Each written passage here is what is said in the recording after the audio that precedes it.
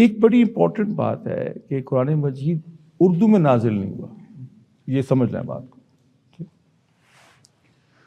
عربی میں کوشش کروں گا کہ اس کا میں مفہوم آپ کو بتا سکوں۔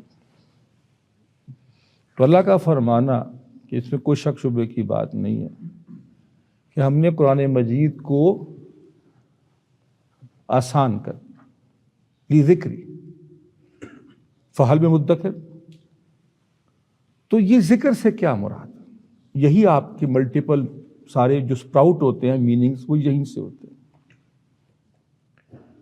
تو معلوم ہوتا ہے کہ یہ جتنے بھی اس کے الگ الگ میننگز ہیں آپ کو سنے ہوں گے، آپ نے پڑھے ہوں گے، وہ تقریباً سارے ہی درست ہیں، اکیلا کوئی بھی ایک درست نہیں ہے۔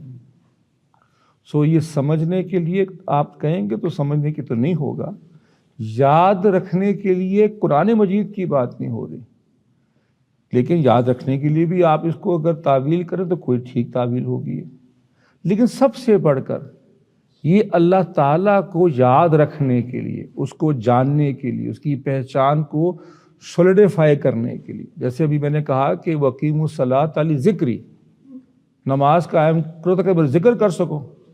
اردو تو نہیں اترانا، یعنی کہ میں تمہیں یاد رہوں۔ فَاذْکُرُونِی أَذْکُرْکُم، مجھے یاد کرو تمہیں میں یاد کروں گا، ہے نا؟ یہ ترجمہ کرتے ہو تو کیا مطلب ہے؟ میں اللہ اللہ اللہ کروں گا، اللہ میاں وہاں پہ بیٹھ کہیں پر جہاں پر بھی عرش پہ ہے وہ جہانگیر جہانگیر جہانگیر کر رہا ہوگا آپ کے خیال میں؟ Is that the translation? Because translation یہی لوگ کرتے ہیں عام طور پہ، اٹس ناٹ پاسبل نا۔ تو اللہ کو میں یاد رکھوں گا، فَاذْکُرُونِی أَذْکُرْکُم، میں تمہیں یاد رکھوں گا۔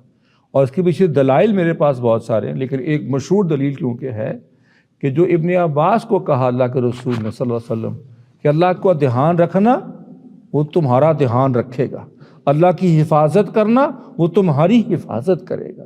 کیا مطلب ہے؟ کیا خیال ہے؟